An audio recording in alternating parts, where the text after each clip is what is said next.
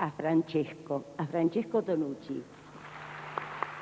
Echó al monte la utopía,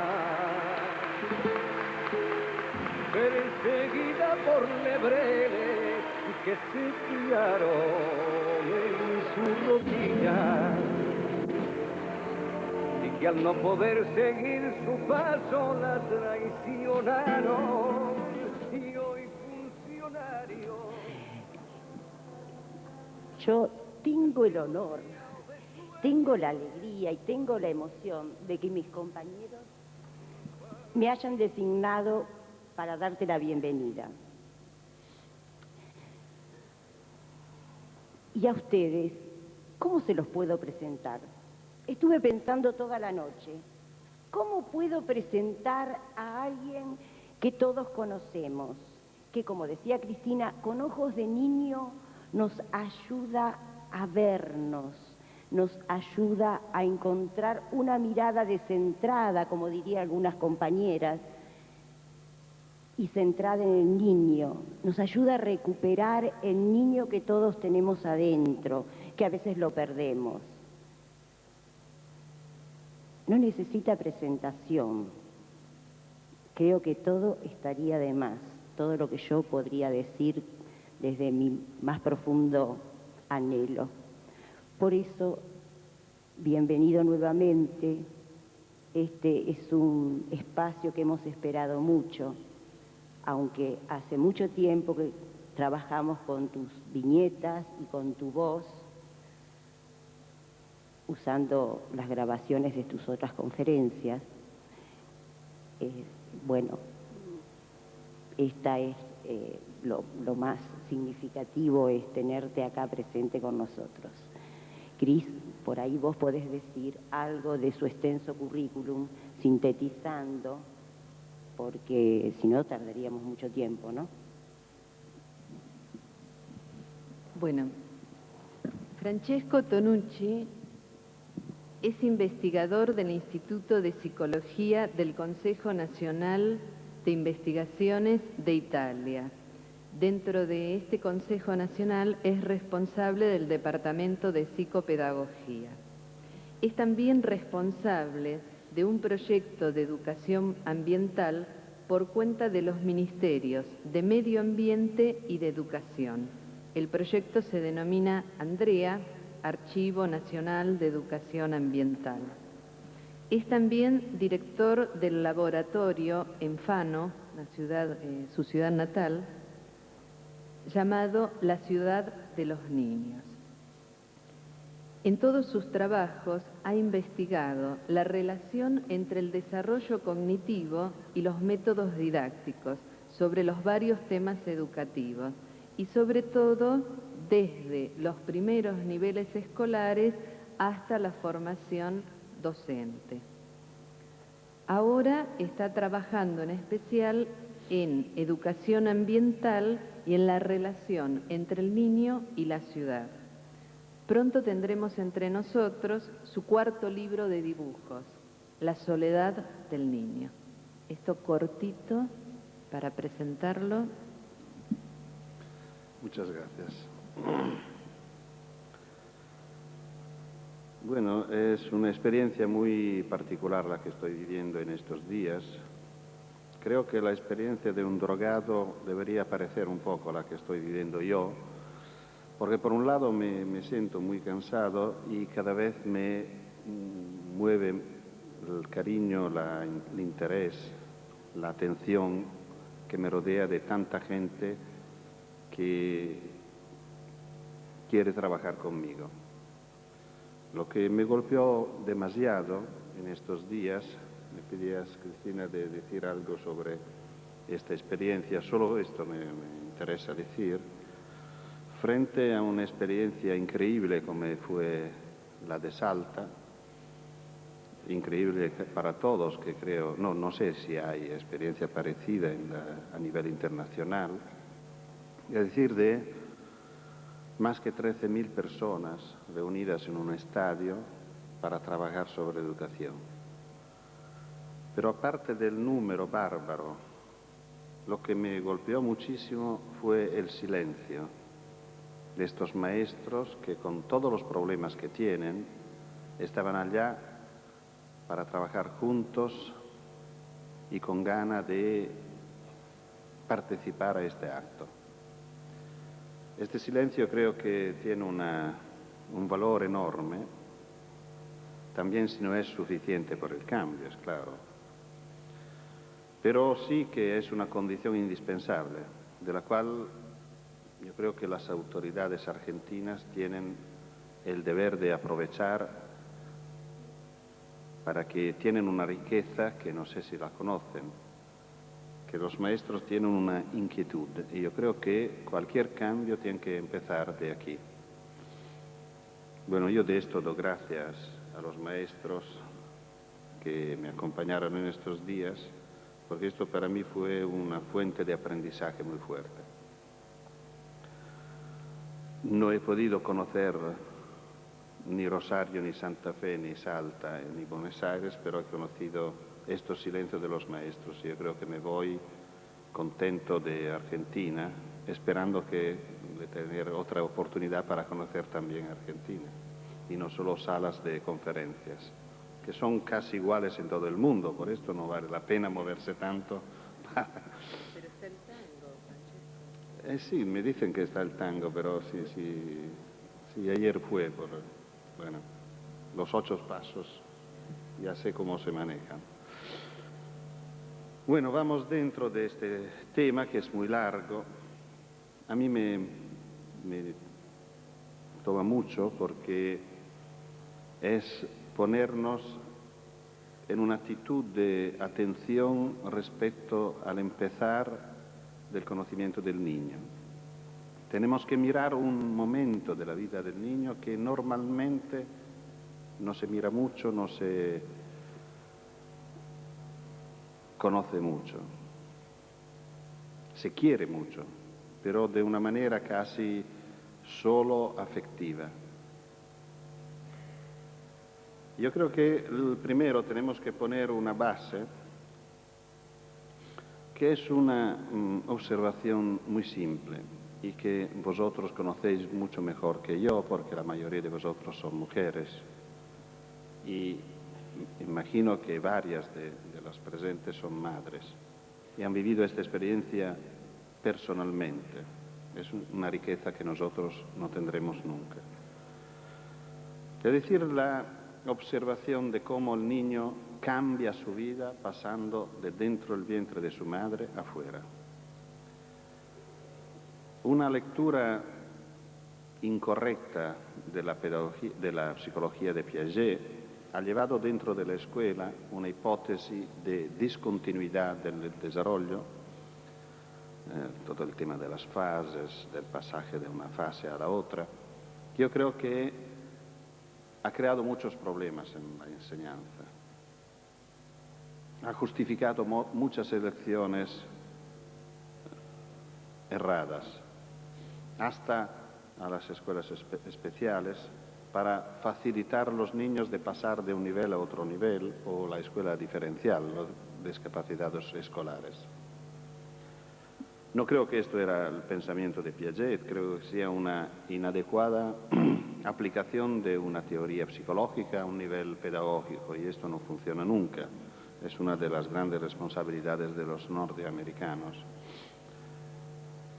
Bueno, ha pasado dentro de la educación la idea de una discontinuidad, con la cual yo soy totalmente en contra, porque yo creo que la experiencia de desarrollo del hombre es una experiencia de continuidad, donde cada nivel conseguido tiene justificaciones en el pasado y justifica el futuro.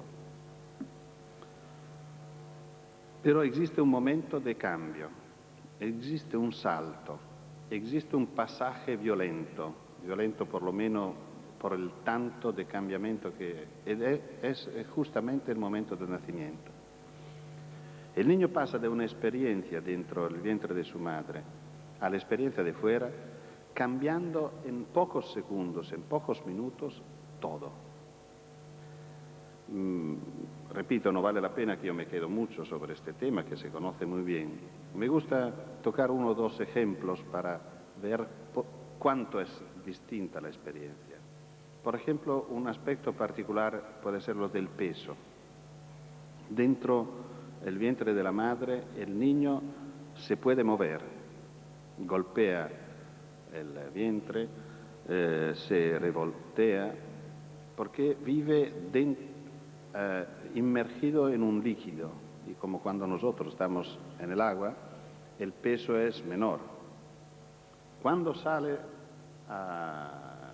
por afuera, el peso que sufre, que soporta, es tan grande que tampoco puede levantar la cabeza.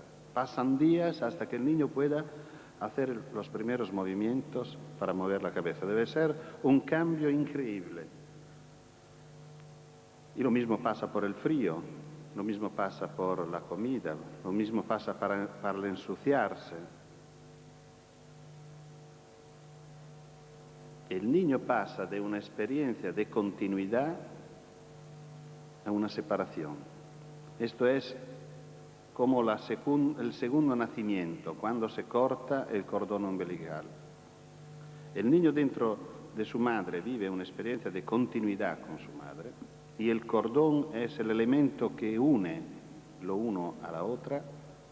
Cuando sale y se corta el cordón umbilical, las dos personas se separan y desde allí puede empezar la relación. Esto es la primera observación educativa fundamental que yo quiero subrayar. La educación es cortar cada día cordones umbilicales. Creo que un buen educador es lo que intenta de ser cada día menos necesario a sus hijos o a sus alumnos, favoreciendo sus autonomías.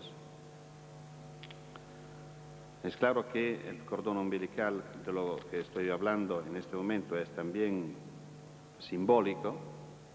Yo creo que una tendencia fuerte de nosotros adultos es de juntar nuevos cordones entre nosotros y nuestros hijos, más que entre nosotros, entre nuestros alumnos, pero también en este caso.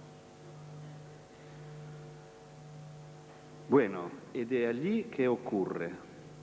Bueno, lo que ocurre de este momento, yo voy a representarlo con un gráfico muy simple y me perdonarán las personas que ya escucharon en estos días mis conferencias porque siempre empiezan de este gráfico. Pero no creo que tenga que disculparme porque es el momento que puede explicar un poco el empezar de la experiencia, no el empezar de la experiencia, sino como nosotros vemos el niño en maneras distintas. Bueno, estas son las dos líneas que describen esto, el desarrollo posible, y esta la edad. Vamos a utilizar una pluma azul.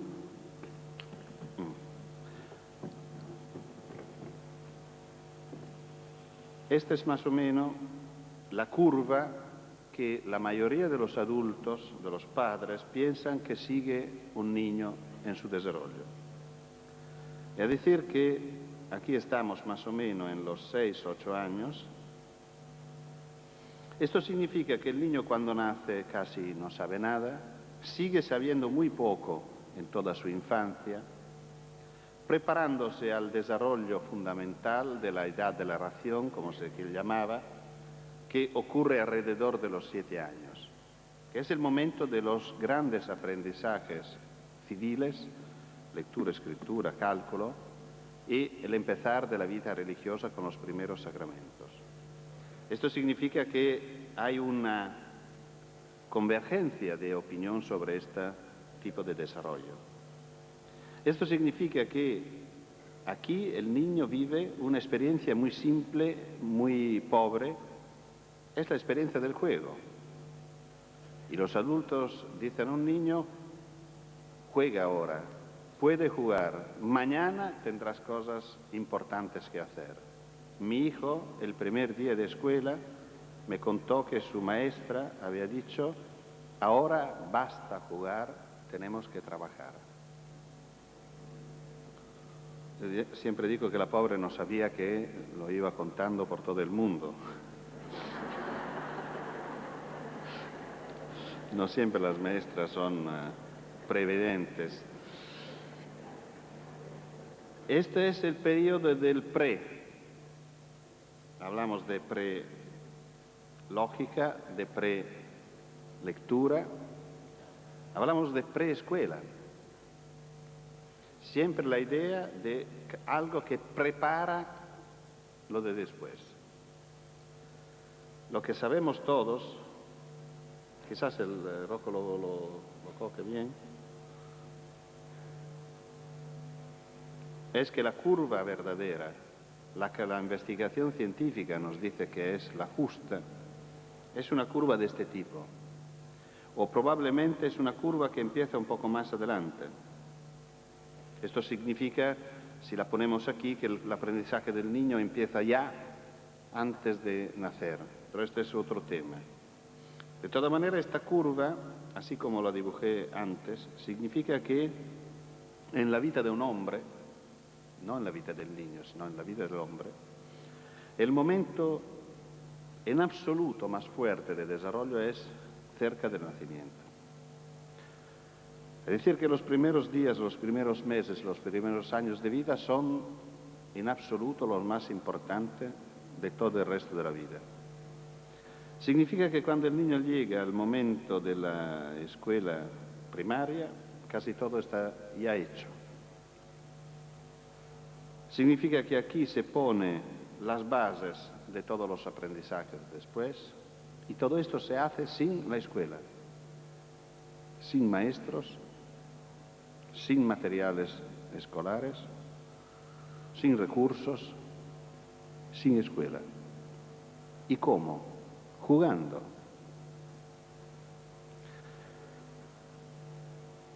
Esta mañana me gustará quedarme un poco aquí para reflexionar con vosotros cómo se puede creer que sea verdadera esta teoría que propone un niño tan rico y tan temprano.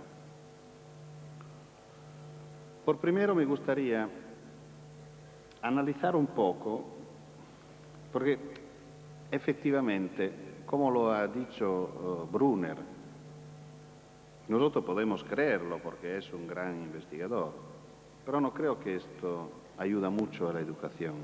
No es con hechos de fe que se cambia la escuela. Tenemos que entrar en una confianza mayor dentro de lo que está pasando aquí para poder plantear, proyectar un tipo de escuela, un tipo de relación con estos niños que reconozcan la riqueza que tienen y desarrollan un programa, una metodología, una pedagogía adecuada por estos niños. Y dejar una escuela que estaba pensada por estos niños, que es casi siempre la escuela a la cual participan nuestros hijos.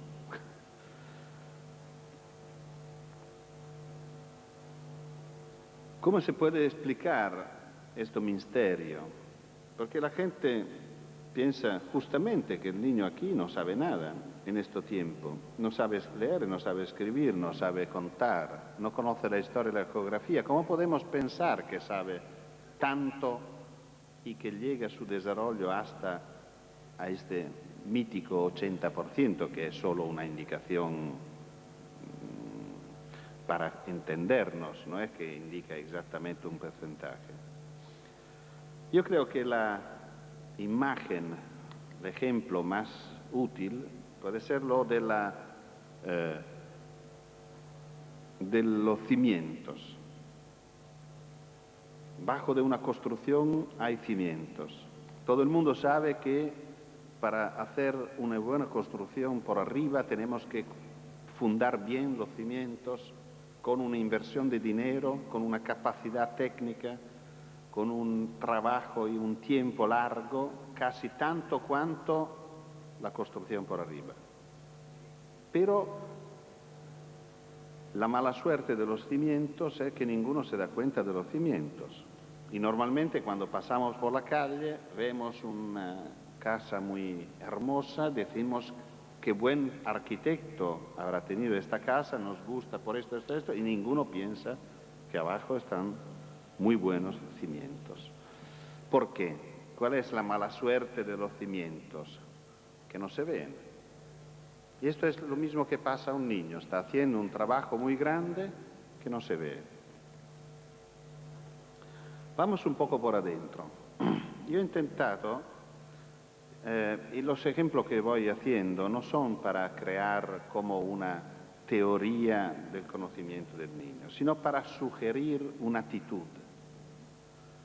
Es decir, una manera de ponernos frente o al lado o juntos con el niño para crear con él una relación fuerte que nos pueda enriquecer y llevar a un conocimiento profundo del niño mismo y de la relación de él con nosotros. Yo me he puesto esta pregunta: ¿cómo puede empezar el conocimiento del niño? Es claro que no es fácil, porque el niño no puede soportar cuestionarios a esta edad, no es fácil preguntar cosas, tenemos que imaginar o observar con atención. Bueno, yo creo que el primer tipo de conocimiento de un niño podría ser descubrir un ritmo. Cuando sale, tiene hambre, siente un vacío dentro de sí mismo, el vacío hace mal, es lo que nosotros llamamos hambre. En su código genético está escrito que cuando tiene hambre llore, el niño llora. Llega algo al confín a sus confines que lo toca y de lo cual de este contacto pasa algo de bueno que va a llenar este vacío. Es el pecho y la leche de su madre. El vacío se llena y el niño se quieta, está bien, hasta que este lleno se hace doloroso.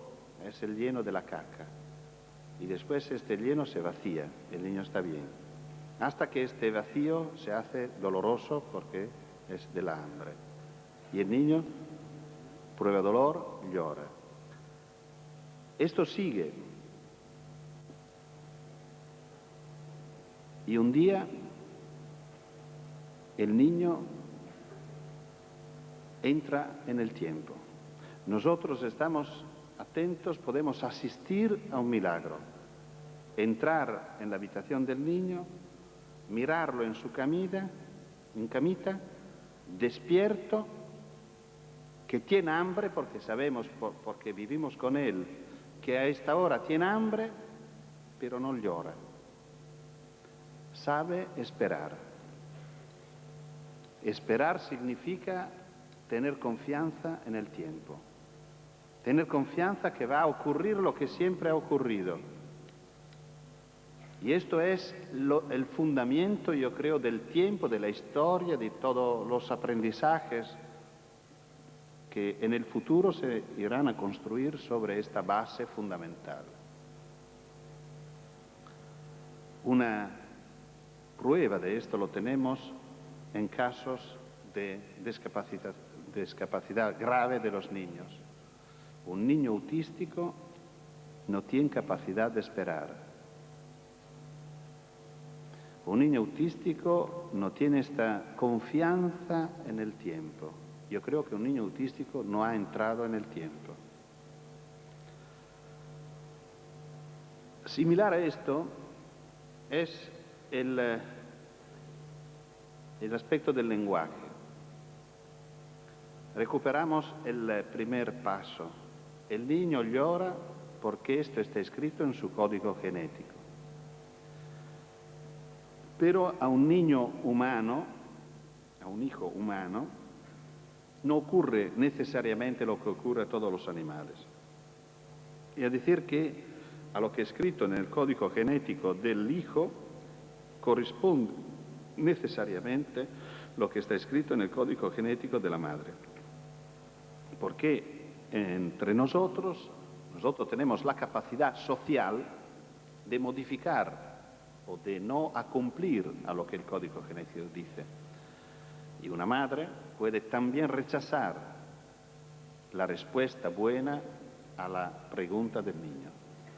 Y podemos tener dos situaciones, que el niño reciba una respuesta buena, y la buena en absoluto es la que yo describí antes, algo de tierno, se acosta a sus confines, toca su boca, es un contacto gozoso por el niño, y dentro de este contacto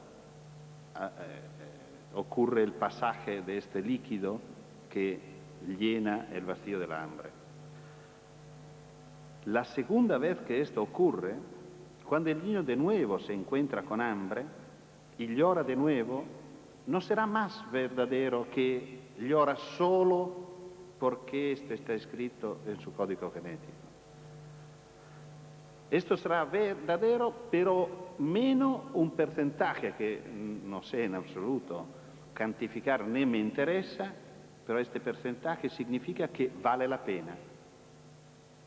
Y esta parte, que podemos llamar vale la pena, va aumentando en el tiempo. Yo creo que esta es la base, los cimientos del lenguaje. Mañana el niño hablará porque sabe que vale la pena. Porque él pregunta y alguien responde, y la respuesta es buena. Aquí también los niños con problemas nos dan una verifica negativa, paradójica. En el orfanato no es verdad que los niños lloran siempre, sino es verdadero el contrario. Hay un silencio alucinante. Los niños no lloran. ¿Y por qué no lloran? Porque no vale la pena. Porque no tiene sentido. Porque nosotros no soportamos la contradicción. El niño llora, pero la comida no llega como respuesta a su llorar, sino llega a la hora. No es que en el orfanato no quieren a los niños, sino que todo está arreglado con horarios. Y el niño se da cuenta, después de una experiencia 2 veces, 3 veces, 4 veces, que no hay conexión, no hay relación entre su pregunta y la respuesta. La respuesta llega sola, cuando quiere, no cuando él la pide. Y por esto llega al convencimiento que no vale la pena llorar. Mañana estos niños con dificultad van a hablar. Si hablan, hablan mal porque piensan que no vale la pena. Bueno, esto es un poco para entrar en el tema, no para describirlo adecuadamente, solo para solicitar una manera para ponernos frente a este niño. Es claro que en este caso, es decir, cuando nosotros pensamos que esto es el desarrollo del niño, y lamentablemente nuestra sociedad nos sugiere que esto sea, asumimos actitudes muy particulares y muy peligrosas. Por ejemplo, una actitud de delegación. Cuando la pareja deja el hospital después del nacimiento, frecuentemente el pediatra consigna a la pareja un horario de las comidas. Es claro, es el más simple. Come a las 8, a las 4, a las 6, a las 2 de la noche. Y nosotros cumplimos.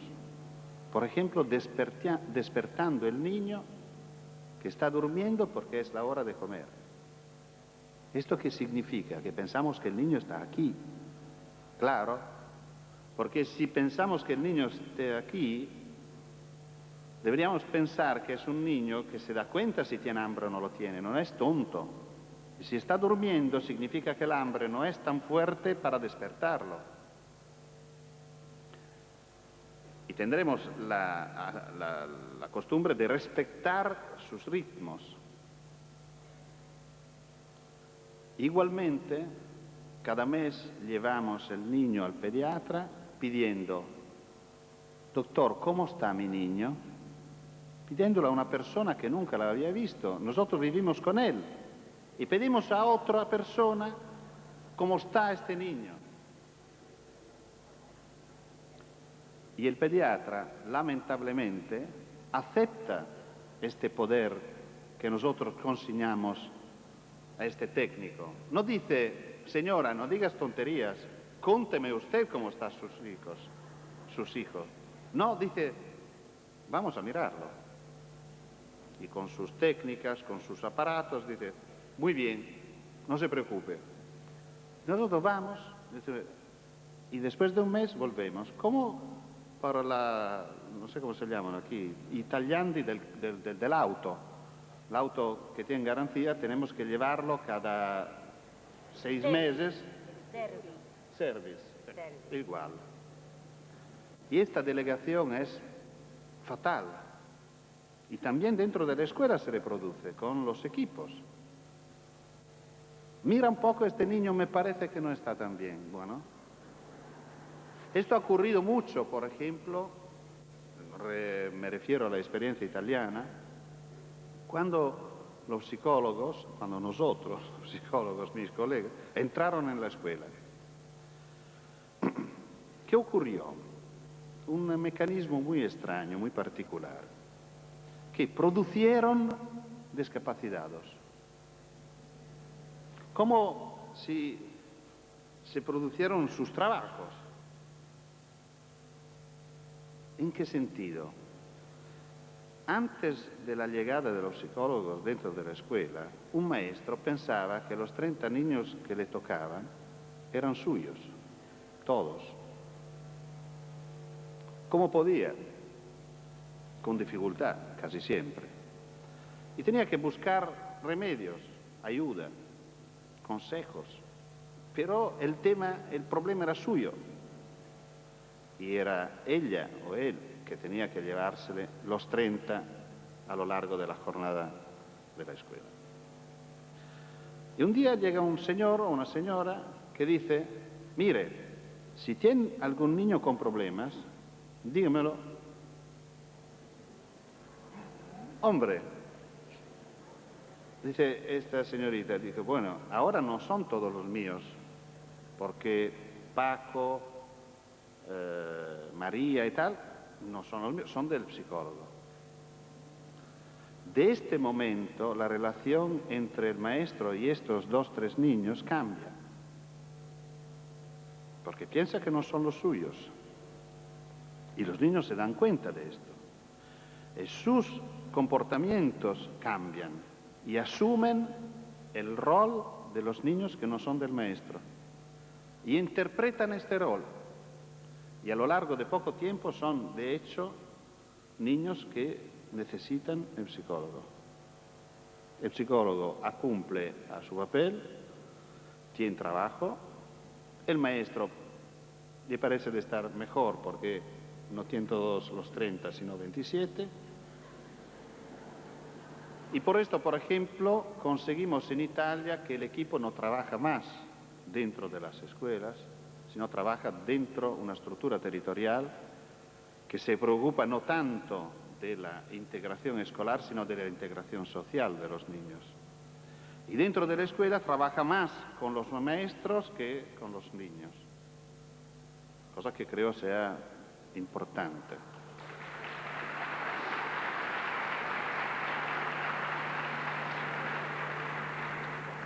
Este tema de la delegación. Bueno, ¿qué va a ocurrir hoy cuando el niño empieza a desarrollar? ¿Cómo podemos seguir después de este momento inicial que yo he intentado a describir con estas pocas notas? Bueno, lo que va ocurriendo aquí podemos comprenderlo aprovechando de pocos elementos. Repito, es difícil entrevistar a un niño. Por suerte, no puede responder a cuestionarios. Y por esto no tenemos la tentación de un conocimiento objetivo de los niños. tenemos que aprovechar de lo poco que el niño nos ofrece. Son las ventanas abiertas que él deja y nos deja mirar. Solo que tenemos que reconocerlas y aprovechar de esta.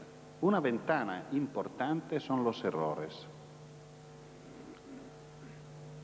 Y aquí también, lamentablemente, la escuela tiene miedo de los errores, lucha contra los errores, piensa que su papel fundamental es que los niños salgan lo más pronto posible de los errores. Por el contrario, sería importante no tanto favorecer los errores, no estoy proponiendo esto, sino aprovechar de los errores. ¿Por qué? Porque cuando hacemos justo, hacemos lo de todos. Significa solo que aprendimos.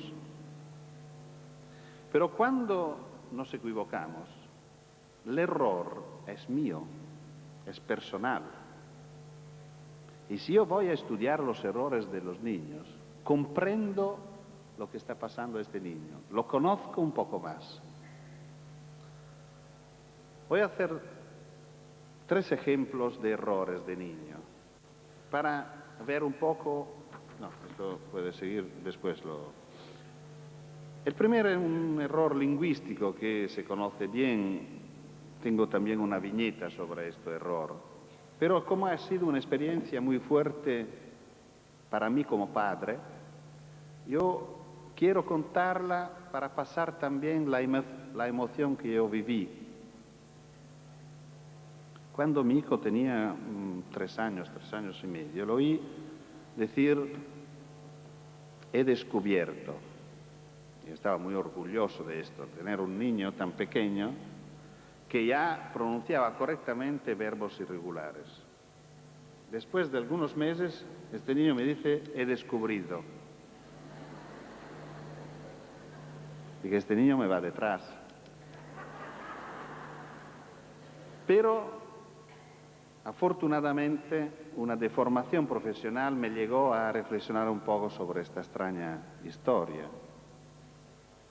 Y me di cuenta que, por primero, que el descubierto del primero era una forma imitativa. Había oído así, repetía así. Pero hoy aquí me llegó una piel de gallina, ¿cómo se llama? Un frío,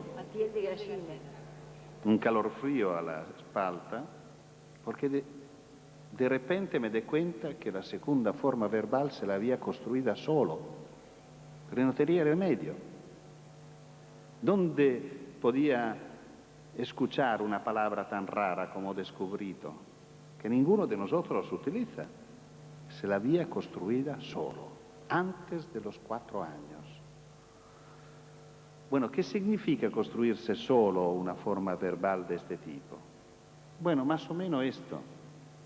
Sirve saber que los verbos son partes variables del discurso, que los verbos son de 3 tipos, que hacen are, ere, ire, que nosotros llamamos conyugaciones.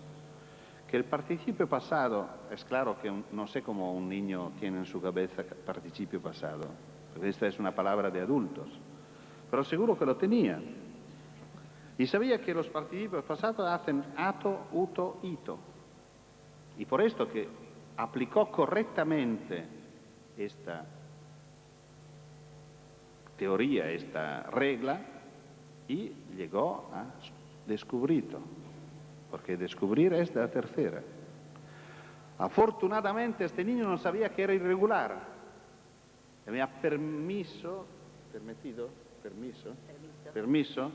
yo también soy como un niño cuando hablo otra lengua. Me ha permiso de hacer esta observación que cambió mucho mi relación con mi hijo y con los niños.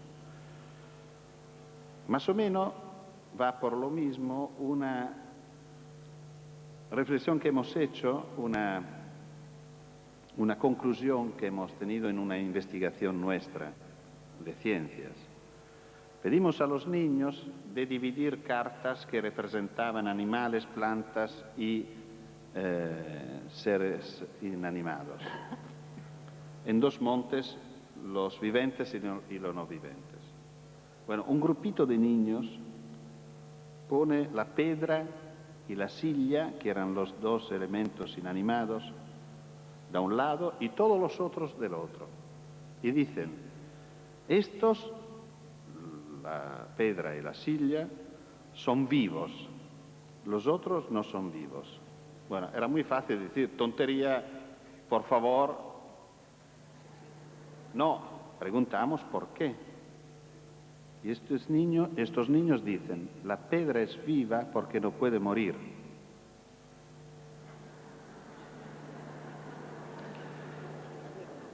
Significa que estos niños, tenían una teoría científica. No tanto de reírse, ¿eh? Es una teoría científica en el sentido auténtico. Porque nosotros consideramos que viventes es el contrario de no viventes, pero de no vivir no tenemos una experiencia, es una abstracción que conectamos con algunos elementos o algunos parámetros que científicamente elegimos como típicos de los viventes, como respirar, reproducirse, alimentarse, etc.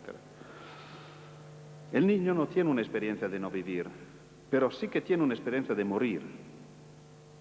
Y por esto asume vivir como opuesto de morir. Y aplica esto con la coherencia máxima de un científico o casi de un filósofo. Y dice, si la muerte es lo opuesto de la vida, lo que no puede morir es vivo por excelencia. Un otro ejemplo es un ejemplo gráfico. Cuando los niños dibujan el techo, me maravilló siempre que la chimenea sobre el techo lo dibujan casi siempre así. Es decir, que no es que lo ponen en cualquier posición, sino lo ponen tendencialmente en una posición ortogonal al llano del techo. Y esto me daba curiosidad. Y creo que la justificación de este dibujo es bastante compleja, más o menos de este tipo. Antes de todo, demuestra que los dibujos de los niños son mucho más que una expresión de lo que los niños ven. Es decir, que el dibujo del niño no es un dibujo perceptivo, sino es un dibujo cognitivo. El niño no dibuja lo que ve, sino lo que sabe.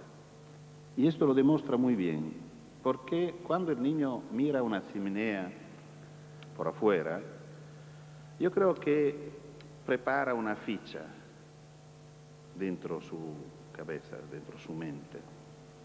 Dentro la ficha hay una definición de chimenea, que más o menos debe ser, la chimenea es recta. Recta significa que forma dos ángulos de 90 grados, es decir, ortogonal. Lo que no escribe el niño, porque no puede llegar a tanto, es respecto a qué es recta, porque en la realidad es recta respecto al llano teórico del horizonte. Cuando va en la escuela o a casa a dibujar un techo, lamentablemente dibuja antes el techo y después la chimenea. Es difícil imaginar el contrario. ¿Y cómo hace esto? Dice, ahora voy a dibujar la chimenea. Y automáticamente va a buscar la ficha dentro de su cabeza. ¿Qué es una chimenea? Es un rectángulo recto. Y lo dibuja recto, aprovechando del llano más próximo que tiene. Después, naturalmente, esta elaboración gráfica produce conflictos, porque ve que esto es recto, sí, bueno, mira al otro, es recto, sí, pero son distintos. Y de aquí empieza el conflicto, que es siempre el motor del desarrollo. Y yo encontré, por ejemplo, dibujos de chimeneas hechos así. Es decir, que aquí parece que el niño empieza dibujando lo que ve, ¿no? Empieza con un dibujo bastante perceptivo, pero casi que cuando se acerca al llano hay una atracción y una coacción a respetar el ser recto en los dos sentidos. Y después, naturalmente, supera esta dificultad y hace la chimenea en una manera perceptiva. El problema en este momento es cómo un rectángulo pueda apoyarse sobre una diagonal. Y aquí pasan momentos de dificultades, porque algunos lo hacen así, otros más listos lo hacen así, de manera que el problema no exista. Hay otros niños muy divertidos que desde el principio, sin ponerse todo este rollo, lo ponen aquí. Y un niño de Roma, cuando yo estaba trabajando sobre este tema, casi me ha dado una ayuda total, se llamaba Simone, dibujando una casa así. Yo estaba saliendo de Italia para venir en Sudamérica en el 92, cuando ocurrió esto. Estaba trabajando, preparándome estos papelitos para prepararme. El niño a 5 años hace este dibujo y después puso la chimenea así, para decir, mira, si alguien de los profesores que encontrarás en Sudamérica no lo cree, esta es la demostración. Bueno, esto es un poco el panorama de las bases, el tiempo va corriendo, y tenemos que elegir. Vamos a pensar una escuela por este niño o una escuela por este niño. Es claro que la escuela de este niño es la escuela que yo he intentado representar muchas veces en mis dibujos. La escuela de los trabajos tontos, del mosaico de arroz coloreado, de las pinzas de ropa, de las estaciones que pasan, de las fiestas civiles y religiosas, de esta banalidad del mundo, pensando que un niño, como es tontito, tenemos que proponerle cosas banales. La última hoja del otoño, pobrecita, no quiere bajar de la rama. Los cuentos banales, con rimas fáciles, porque son pequeñitos. Los tonditos para que la mano se prepare a escribir, lo que ya no se hace a la primaria porque es demasiado viejo, pasa a la infantil como ejercicio de preescritura.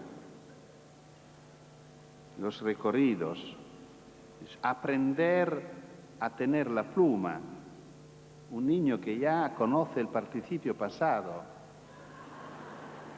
páginas de rayas, porque si no mañana los de la primaria me dicen que no sabe tener la pluma correctamente.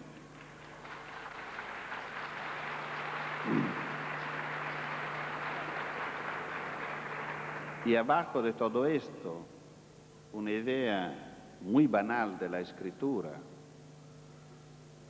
que es la mano la que escribe.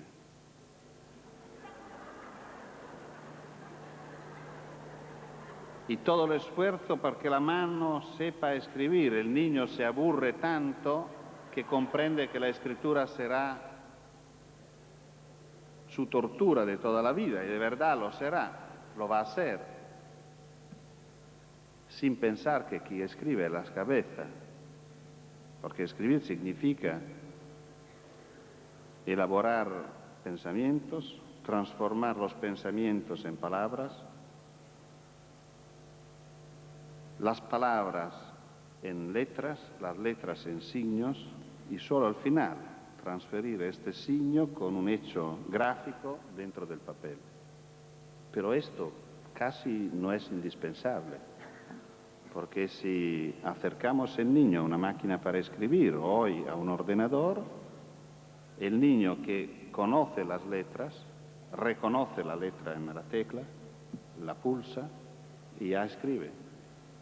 Y los maestros dicen, demasiado fácil. Hombre, pero ¿tú con quién estás? ¿Con el niño o contra el niño? Si es fácil, mejor, ¿no? Si de 7 operaciones complejas yo puedo ahorrar una, mejor. Especialmente si es un niño que tiene problemas gráficos, por ejemplo. Y ¿estás seguro que un niño que aprende a escribir con una máquina, en poco tiempo va a escribir solo? Porque este aspecto de la mano es un aspecto muy banal. Dice, pero no tenemos que educar la mano. Sí que tenemos que educarla, pero no para hacer tonditos, sino para hacer estatuas, para hacer dibujos, para coser, para coser. Cordar. Los botones no se cortan. Coser. Para trabajar la madera, para hacer varias operaciones, pero con sentido, que el niño se dé cuenta de lo que está haciendo. Y la mano es siempre la mano, que se está desarrollando, se está, por un lado, haciendo capaz de cosas pequeñas, sutiles, y por otro lado, manejando cosas grandes, de grande satisfacción, pintando de la miniatura hasta la pintura mural. Así se educa la mano, no haciendo tontitos.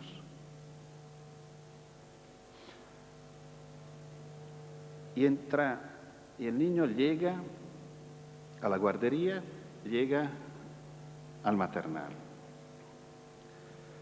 Pero antes de esto, yo ahora no me quedo sobre la guardería, yo creo que voy terminando con algunos apuntes sobre la escuela infantil de 3 a 6 años, dejando muchísimas cosas. Si queréis podemos recuperarla en el debate, pero es claro que no podemos esperar en un momento tan rápido de tocar todos los aspectos de una experiencia tan importante, tan rica, especialmente si la consideramos con la raya roja. Y por esto sobre la guardería solo quería decir una cosa, que demasiado frecuentemente las guarderías son pensadas para las madres trabajadoras y no para los niños. Y esto naturalmente sale fatal para los niños. La educación de los niños casi siempre se considera un servicio social y por el contrario debería considerarse una inversión. Y esto cambia mucho. Porque si es un servicio social,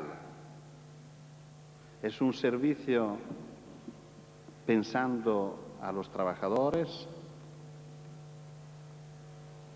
que con cualquier crisis económica tende a empobrecerse. Los servicios sociales sufren la crisis económica.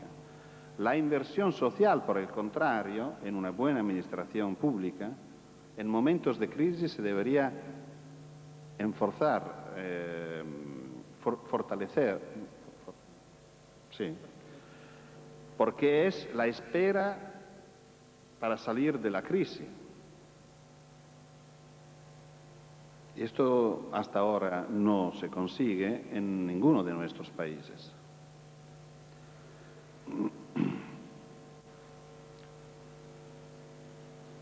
La escuela infantil in Italia, la escuela pubblica infantile, la escuela statale infantil, se llama por ley escuela materna. Yo creo que esto es muy importante, muy grave. significa elecciones peligrosas que una sociedad hace. La primera es que se piensa detrás de este nombre, que es claro, no es casual.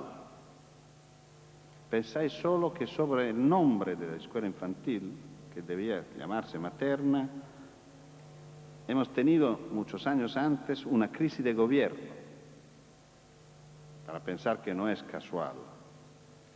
¿Y qué significa escuela materna? Primero que se considera que la única persona que puede estar bien con un niño es su madre. Y esto creo que es muy peligroso. Es típico de las dictaduras evaluar tanto la función de la madre fuera de un contexto social. No hace parte de nuestra historia. Cuando yo era pequeño, en una pequeña ciudad, o dentro de la cultura campesina, el niño estaba con todos casi menos que con su madre. Su madre era una persona trabajadora. Y el niño estaba con los abuelos, estaba con los niños mayores. Con esto no digo que no es importante que el niño esté con su madre. Yo reconozco que la relación madre-niño, madre-hijo es la fundamental.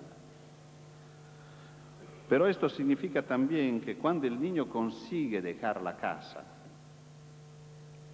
reconocer esto como un momento de autonomía muy importante. Y un niño que deja su casa y deja a su madre debería poder encontrar cualquier persona menos que otra madre.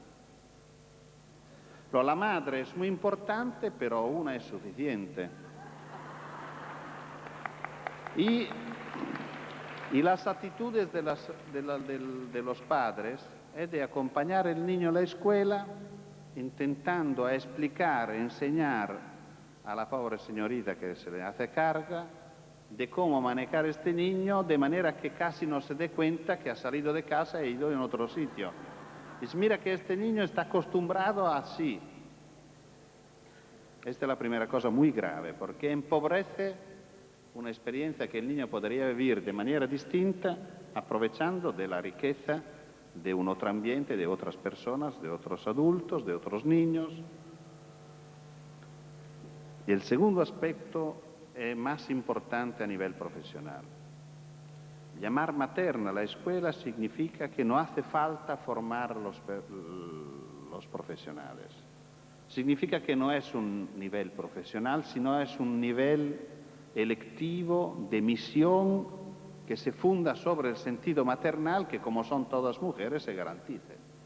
Para estar con niños es suficiente que sean mujeres porque tienen el sentido maternal. Y esto naturalmente es muy grave porque esto justifica nuestros sistemas educativos que dan a las personas que trabajan con los niños más pequeños la formación más baja.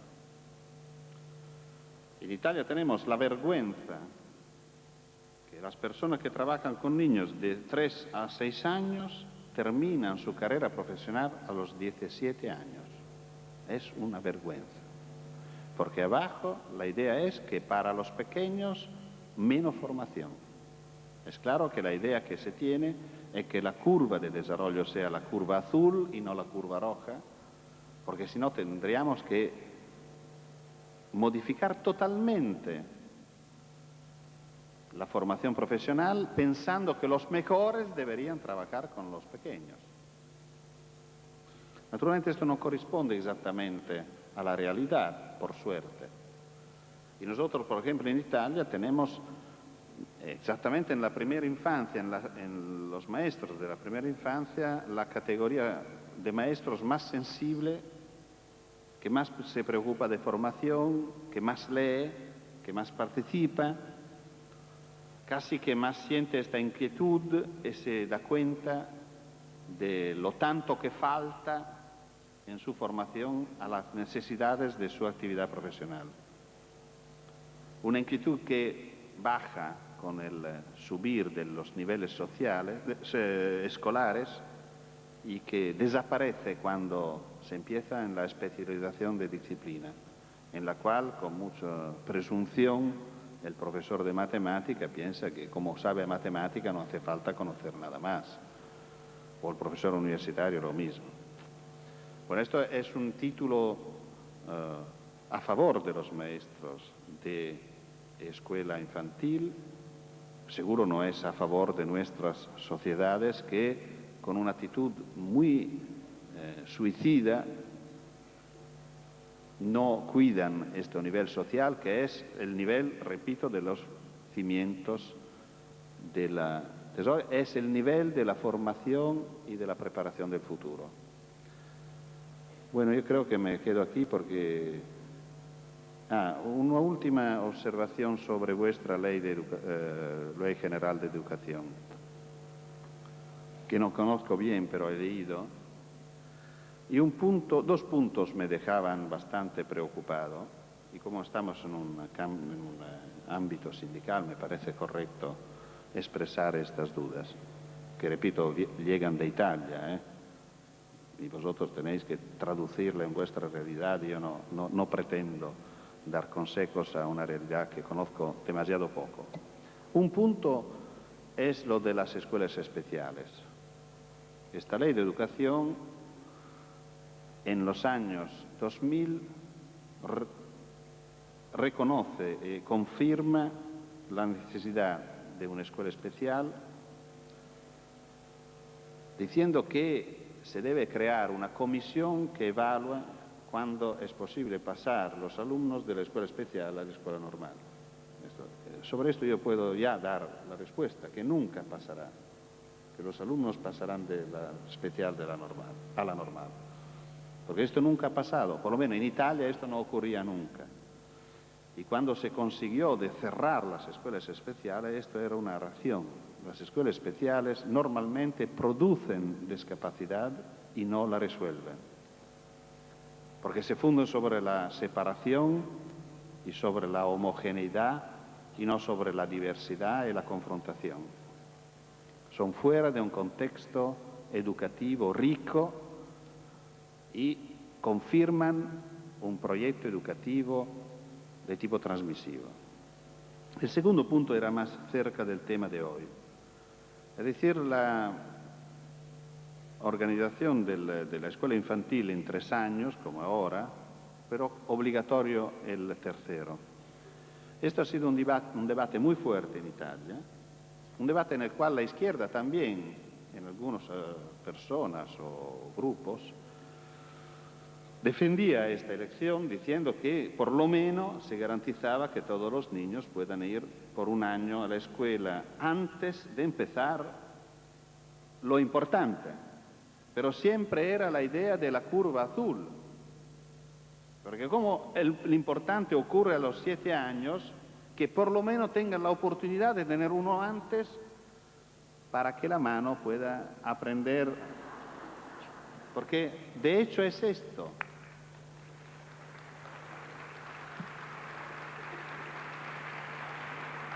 Ahora, si nosotros estamos convencidos que por el contrario la curva roja es verdadera, no es tan importante que se avalore lo último, sino que se da mucho más peso a todo el periodo de 0 a 6 años.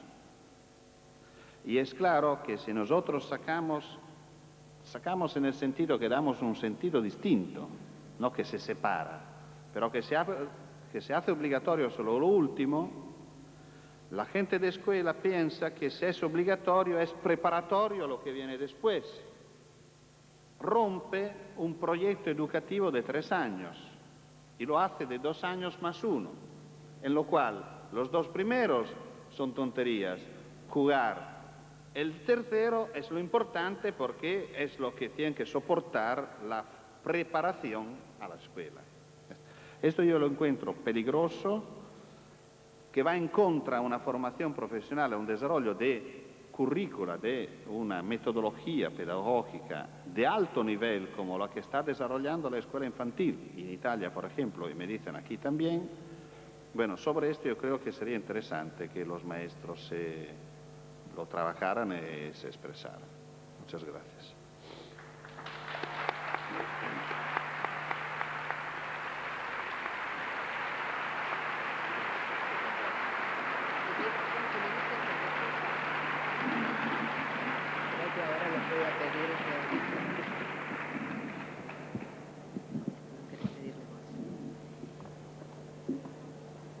Creemos que esta charla podría extenderse mucho más, pero nos gustaría darles la oportunidad de que dentro del lugar donde están ubicados se reúnan en pequeños grupos de cuchicheo con sus compañeros y elaboren preguntas que van a pasar a ser recogidas por un grupo de docentes que colaboran en la organización de esta jornada.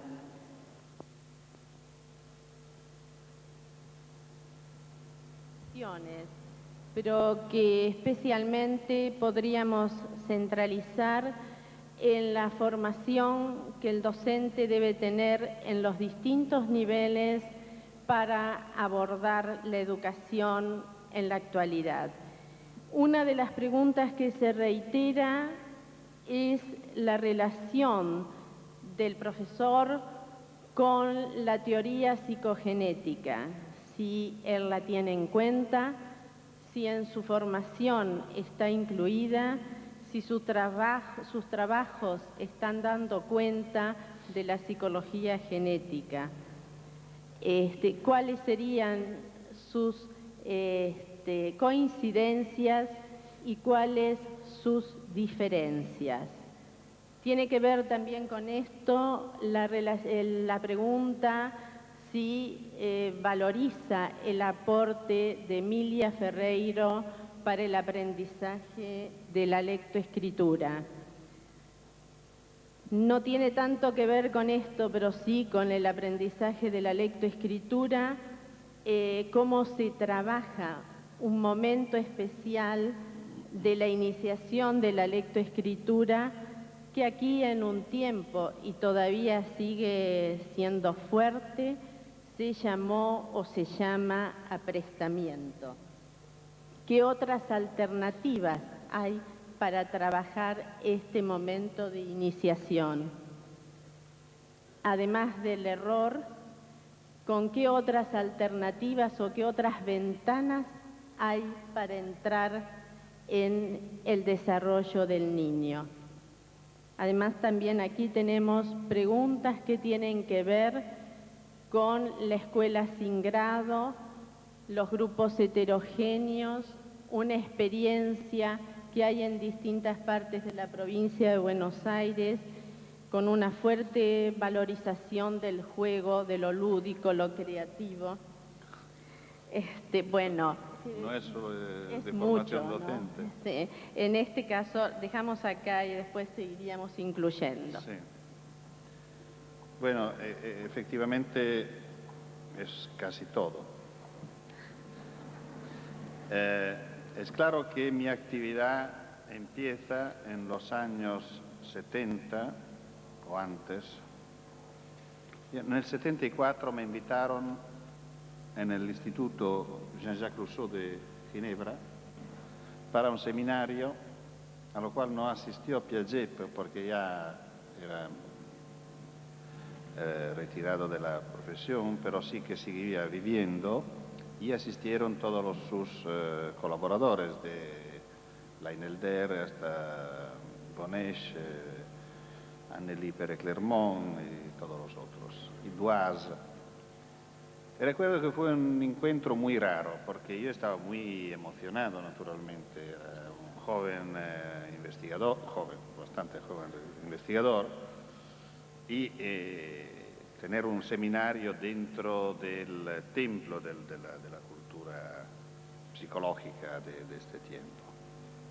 Y fue un encuentro muy impactante, porque yo fui allá a hablar de escuela de niños, que yo creo que esta gente no conocía.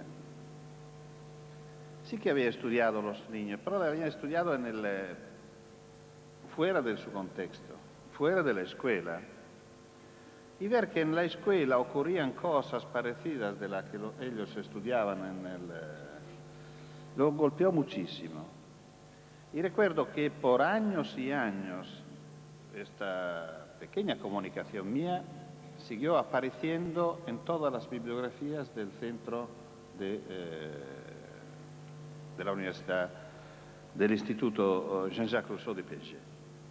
Esto ha sido mi contacto con Piaget, que encontré también en Roma, en una conferencia. Bueno, yo creo que Piaget tiene un mérito importante, que es el primero que reconoció que de manera científica y aprofundizada que el niño tiene su propio pensamiento. Y de esto yo sigo reconociendo el mérito. Personalmente pienso que no tiene otros méritos en el campo de la educación. No ha sido un pedagogo, ha sido un genetista, ha sido un psicogenético, en el sentido de un diagnóstico de la evolución del niño, con algunos problemas que se relacionan mucho sobre este aspecto de una duda que nosotros tenemos en su metodología experimental. Sobre esto se podría discutir mucho, muchas de las cosas que hoy se saben de cómo Piaget manejaba, por ejemplo, los protocolos, no son satisfactorias respecto a un método experimental correcto. Pero esto interesa menos porque yo creo que yo no creo que Piaget ha sido un buen investigador experimentalista, ha sido un buen teórico de la psicología. Ha tenido ideas originales importantes, ha querido, esto es casi ha querido demostrarla casi experimentalmente, y esta es la parte débil, yo creo, de su actividad. Pero sí que este punto es fundamental, el punto del pensamiento del niño. Por el contrario, una utilización banal, un pasaje banal de los estudios de Piaget a la escuela es muy peligroso.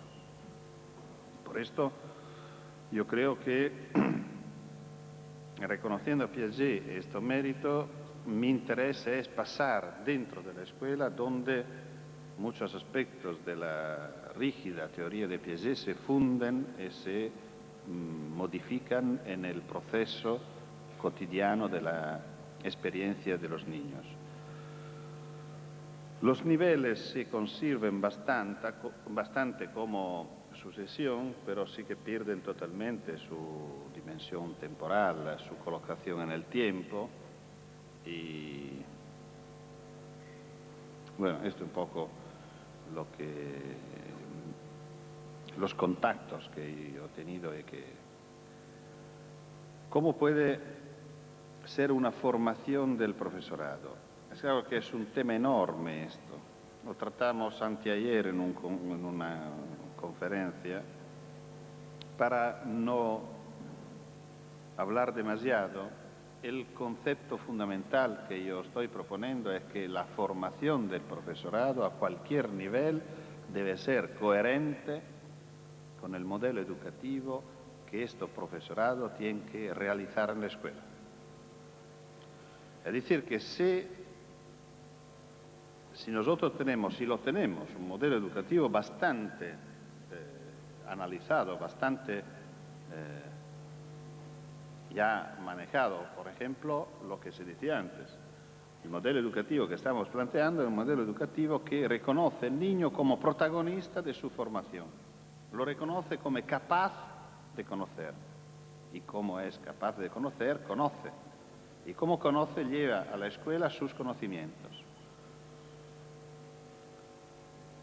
El modelo educativo que estamos planteando es un modelo abierto. Es un modelo social, es decir, que los alumnos, lo importante de la escuela, lo típico de la escuela es que los alumnos trabajan juntos, no cada uno por su cuenta. Por esto la escuela puede ser una experiencia que en ningún caso se puede imitar en otra manera. Porque es claro que la televisión podría pasar a los niños, a los jóvenes, probablemente más informaciones de las que puede pasar la escuela. Pero nunca podrá realizar esta situación particular social de aprender a conocer juntos, que es una experiencia totalmente distinta. Un otro aspecto típico de la escuela es el pluralismo. Yo estoy en contra de todas las formas y todas las propuestas de escuelas confesionales. No por un hecho ideológico, sino porque una escuela confesional es una escuela empobrecida, porque vamos a privar a los alumnos de una de las experiencias culturalmente más ricas, que es la confrontación, el intercambio entre distintos. De nuevo, es una escuela que tenta a reconstruir una homogeneidad, una igualdad, que es el principio fundamental sobre lo que se funda una escuela transmisiva. La escuela transmisiva se funda sobre la idea que los alumnos son iguales y por esto tienen que seguir una carrera igual y al final conseguir resultados iguales. Bueno, todo esto hace parte de un modelo educativo que se debería discutir y analizar mucho más, que yo no puedo. Bueno, estos principios básicos deben hacer parte y caracterizar la formación del docente también. Es decir, que si el niño debe ser protagonista de su formación, también el alumno de magisterio debe ser protagonista de su formación. Si tenemos que reconocer que los niños saben, tenemos que reconocer que los jóvenes saben y trabajar sobre lo que saben. Es claro que si nosotros seguimos poniendo los alumnos de magisterio, los alumnos de escuela de profesorado en una actitud de desconfianza en sí mismo, frente a un profesor que sigue siendo un profesor transmisivo, a pesar que propone contenidos nuevos, habla de escuela constructiva, habla de Tonucci, habla de no sé qué, pero sigue hablando de esto haciendo lecciones catedráticas. Es claro que es esto que pasa. Y los alumnos que salen de esta universidad siguen teniendo una formación tradicional a pesar que los contenidos han cambiado. Yo creo, repito, el análisis de la formación del profesorado debería ser mucho más amplia, a empezar de un análisis de los problemas que pertenecen a la categoría enseñante. ¿Por qué son casi solo mujeres? ¿Por qué los enseñantes salen de los niveles más bajos de formación? Los mejores no van a enseñar. Yo soy maestro, lo puedo decir.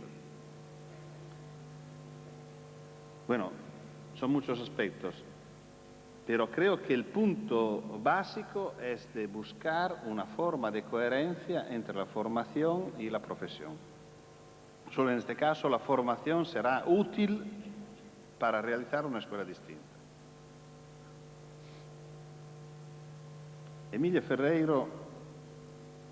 Con Emilia Ferreiro somos muy amigos y yo agradezco mucho lo que ha hecho, porque Emilia Ferreiro nos regaló una cosa muy importante, es decir, con sus contribuciones se ha completado un cuadro que tenía en la lectoescritura como un lado oscuro, como un agujero. Es decir, que nosotros estábamos convencidos que el niño tiene un pensamiento suyo, que tenía una ciencia suya, una arte suya, un ritmo propio. Sobre esto ya estaban varias investigaciones. Solo faltaba el campo de la lectoescritura, en la cual se pensaba que el niño, como era un lenguaje convencional, se encontraba con algo que no podía conocer hasta que no se le enseñaba. Y Emilia descubrió, con estas investigaciones muy interesantes, muy sencillas, descubrió que ocurría exactamente lo contrario, que también en la escritura el niño era por el camino. Que no es verdad que a 6 años 3 niños ya escriben, 10 saben escribir solo su nombre y los otros no saben escribir, que es más o menos lo que piensa una maestra, muchas maestras al empezar del año. No es verdad. Hoy Estamos convencidos que todos están ya por el camino, en distintos niveles. Y por esto se completa una coherencia de una panorámica del mundo infantil respecto a la curva de la cual hablé al empezar de la conferencia, la curva roja, y allí también la escritura está. La escritura no está abajo, no llega después, sino ya ha empezado. Por esto yo soy un fan de Emilia Ferreiro y hablo de sus trabajos frecuentemente. Y también en la lectoescritura entra mucho y nos da algunos elementos muy interesantes, casi igual a lo que me pasó estudiando el mundo científico del niño y, por ejemplo, descubriendo lo que decía antes de la teoría de la piedra que es viva porque no muere, que va a chocar profundamente con una práctica escolar. Los niños, otros niños en esta misma investigación decían, las plantas no son vivas porque no se mueven. Y este convencimiento sigue por muchos años, hasta los 8 o 9 años. Y a los niños en primaria, en Italia por lo menos a los 7 o 8 años, se propone antes el estudio de los vegetales y después de los animales. Pensamos que va pasando en la cabeza de este niño que está estudiando vegetales pensando que no son viventes, a pesar que acepta dentro de la escuela a responder a preguntas también sobre el hecho que sean viventes, pero dentro de él sigue pensando que no lo son. Es decir, que la escuela construye un pensamiento paralelo, un pensamiento que solo sirve dentro de la escuela y que prácticamente nosotros exigimos a los alumnos porque pueden responder a las preguntas y pasar los exámenes. Pero es un pensamiento que se queda en la escuela y cuando salimos tenemos que empezar de nuevo, porque esto sirve muy poco.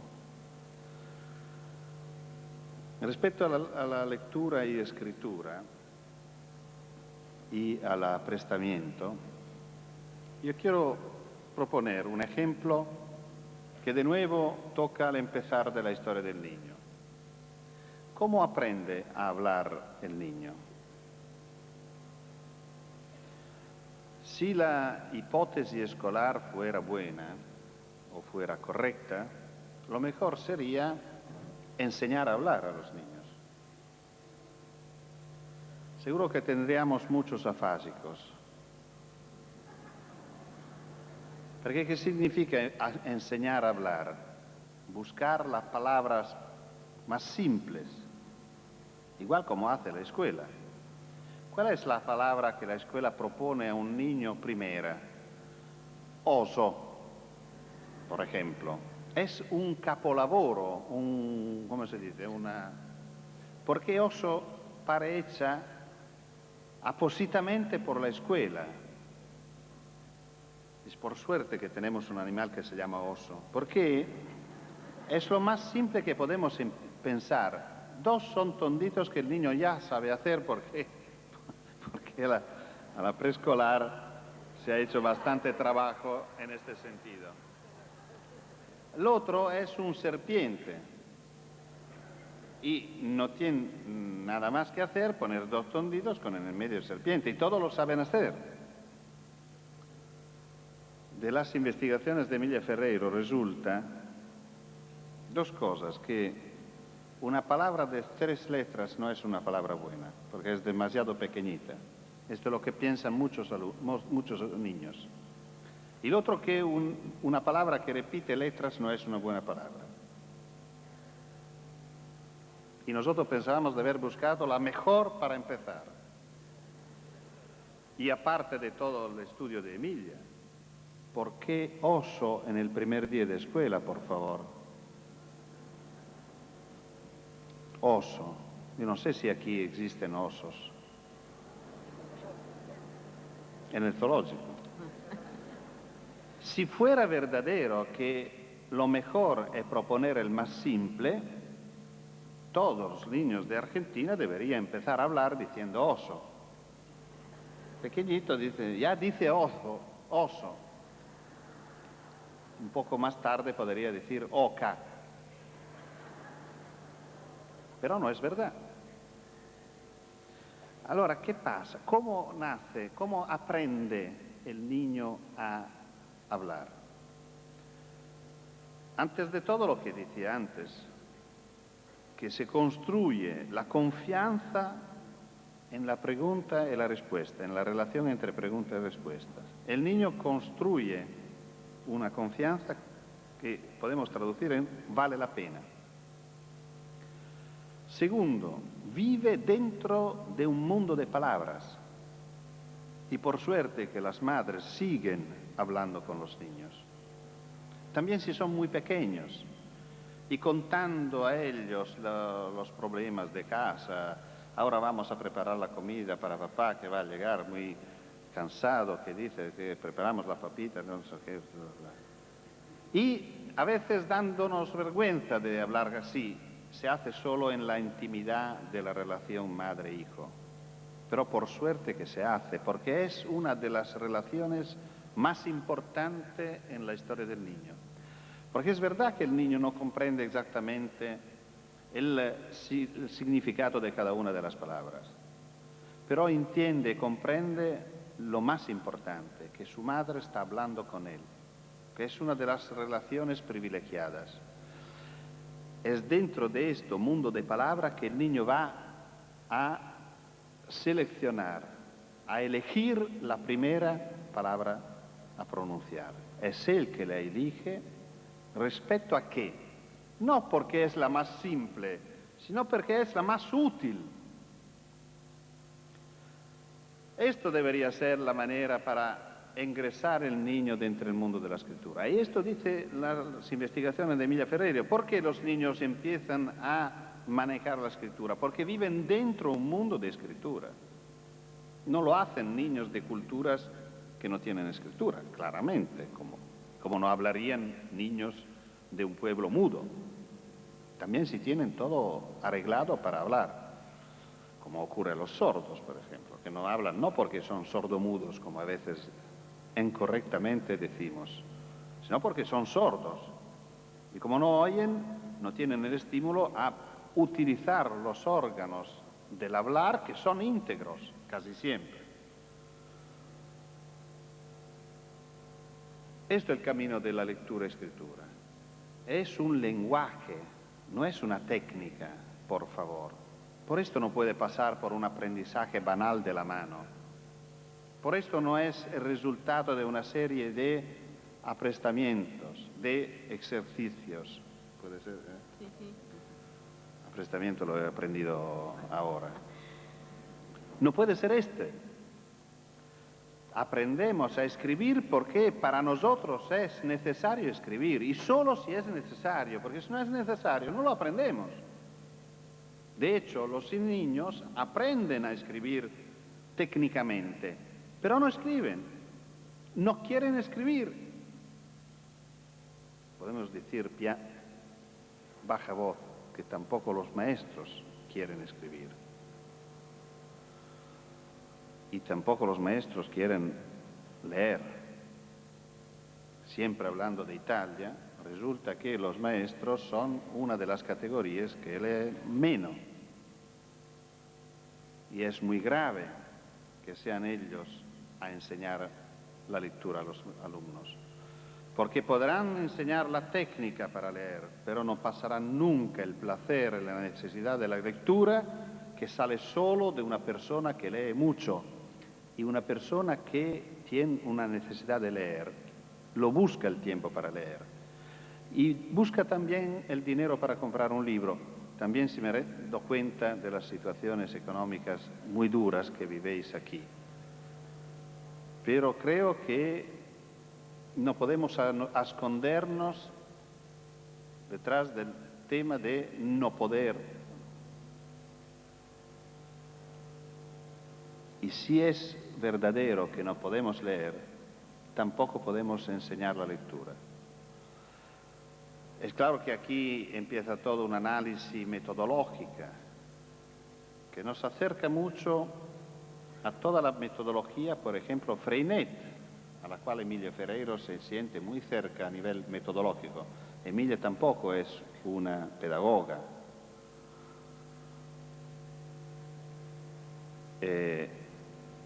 La metodología Freinet era de utilizar la lengua para decir algo. Era en contra a toda la tradición escolar que dice, antes aprendemos las reglas y después la aplicamos, porque es falsedad. Con las reglas pasamos a los niños el rechazo de la lectura y escritura. Y la consecuencia dramática que tenemos nosotros, por ejemplo, en Europa, es que casi todos los niños son alfabetizados, o casi todos los niños italianos se puede decir que son alfabetizados, pero tenemos más que el 30% con analfabetismo funcional. Y por analfabetismo funcional se entiende personas que sí que saben leer y escribir, pero que nunca lo practican, que nunca utilizan esta competencia, nunca. Y hoy, si pensamos un poco, con el telediario no hace falta leer el periódico, con el teléfono no hace falta escribir cartas y muy poca gente practica estas competencias. Sobre el tema de las ventanas, quiero esperar un poco, lo retomamos al final, como final, porque una ventana muy interesante para comprender lo que pasa a un niño es el dibujo. Y como tenemos necesidad de la cámara aquí, yo creo que esto podría ser una forma para concluir la mañana. Sobre la escuela sin grados, es la escuela que yo prefiero, lo digo sin dudas. Es la escuela que más se acerca a un modelo educativo correcto, porque es una escuela que se funda sobre la diversidad. Lamentablemente, siempre en Italia, este tipo de escuela se ha perdido casi totalmente solo por un problema económico. De nuevo, la idea de un servicio social y no de una inversión. Y esta se ha perdido porque se consideraba como una escuela de nivel bajo que tocaba a los maestros recién iniciados. Era como un coste de la juventud. Eran escuelas que cambiaban maestro cada año. Escuelas que funcionaban bastante mal. Y los maestros esperando de llegar pronto a una escuela verdadera, que era la escuela con los varios grados, etc. En Cataluña, en España en general, hoy se está haciendo una acción de defensa muy fuerte de las escuelas rurales, que son, allá llaman rurales, la que aquí llamáis sin grados, y los maestros se están constituyendo en un grupo de estudio metodológico, de una metodología adecuada a este tipo de escuela. Es claro que una escuela con grupos heterogéneos de edad es una escuela que puede aprovechar más del concepto de diversidad. Es un tema largo que ahora no puedo tratar, pero sí que es un tema fascinante. Yo creo que el hecho de seguir con las clases homogéneas de edad es la última resistencia de una escuela transmisiva. Porque hoy que tenemos una disponibilidad a aceptar que los niños y las niñas viven en la misma clase, y parece banal, pero por ejemplo un niño y una niña de 12 años no se aparecen por nada. Ella parece la madre de él a veces, porque el desarrollo no sigue lo mismo. No solo tenemos juntos los listos y los tontos, Tenemos juntos los discapacitados con los normales. Tenemos juntos los extranjeros con los nativos. ¿Y qué significa tener todos 8 años? Justifica la posibilidad de llevarse el programa de 8 años. Vamos a ver un ratito este tema de las... Quizás si podemos aprovechar de esto, de los dibujos que tengo aquí. Si no se ven bien, voy a construirlo. Espera, aquí... 5, 4... Quería hacer un ejemplo sobre cómo a través del dibujo infantil nosotros podemos mirar lo que va pasando dentro de un niño. Por ejemplo, el niño se encuentra en una dificultad. Yo quiero dibujar... No, así no, ahora. Quiero dibujar yo y ¿cómo te llamas? Y Marita besándonos. Yo que doy un beso a Marita. Es difícil hacerlo si yo no sé dibujar el perfil. Si nos quedamos de frente, el beso no sale. ¿Qué hace un niño que no consiguió el perfil para dibujar el beso? Hace esto. Esta es la creatividad de un niño. Une las bocas con una raya que en la original era azul, porque el niño pensaba que era el color más bonito. Vamos a ver, por ejemplo, el trabajo de un niño sobre el perfil. Esto es un poco con dibujos míos, pero el trabajo que hace un niño para girar una cabeza, una cara. Se ve bien que la dificultad más grande es en los ojos. La nariz ya gira aquí, pero los ojos persisten. Después de mucho, el niño arriesga a poner el ojo de la otra parte. ¿Por qué esto?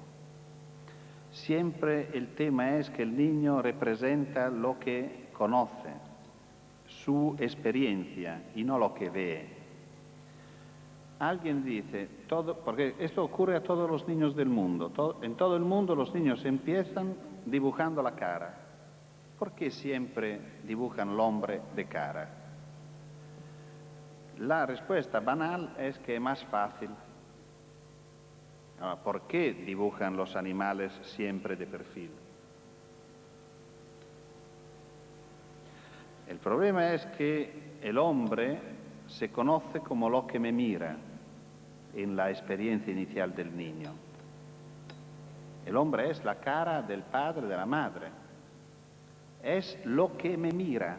La experiencia es cara a cara. El animal es lo que pasa. Casi es peligroso conocer un animal de cara. Y por esto el dibujo desarrolla este momento privilegiado de encuentro entre el niño y el mundo. Y como lo importante de mirarme son los ojos, tengo que defender lo más posible, porque esto representa el otro, representa la persona. En las investigaciones de Spitz, que me imagino se conocen, el niño sonríe a la madre, que lo mira, pero no sonríe si la madre se gira de perfil, pero sonríe a una máscara que lo mira, es decir, que es la cara la que interesa al niño.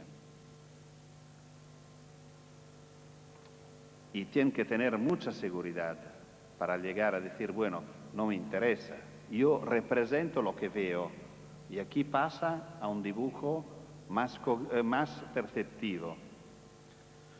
Esta idea del dibujo perceptivo y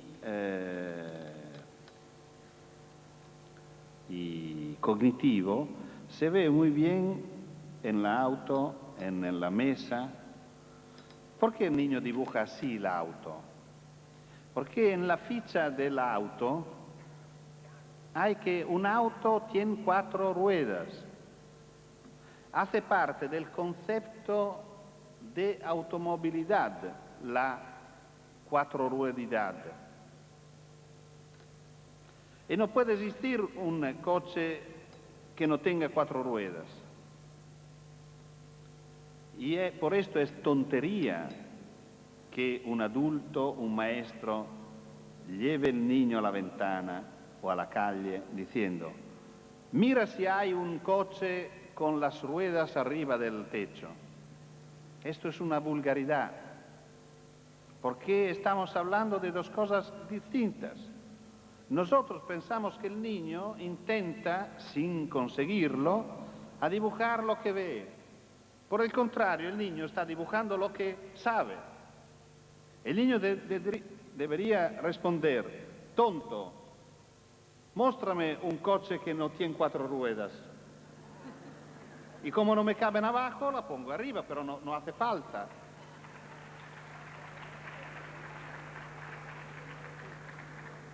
Esto es lo mismo, por ejemplo, en el trabajo de entre cielo y tierra. En la organización del espacio, ¿se ve en transparencia? ¿Se ve bien?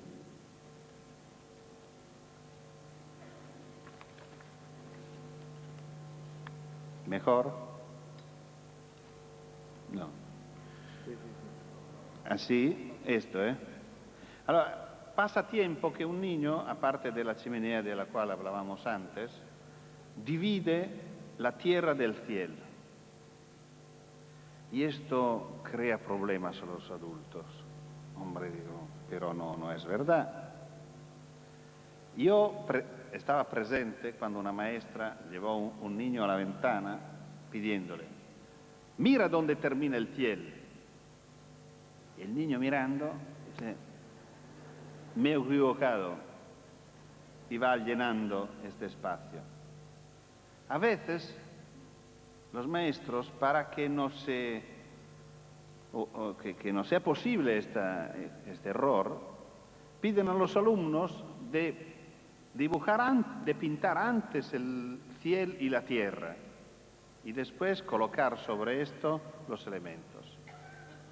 Esto es típicamente aplicar una metodología piagetiana a la enseñanza. Es decir, si esto es un error, yo voy a corregirlo varias veces, como lo ayudo a pasar a la etapa sucesiva. Pero esto es un síntoma. Es como la fiebre.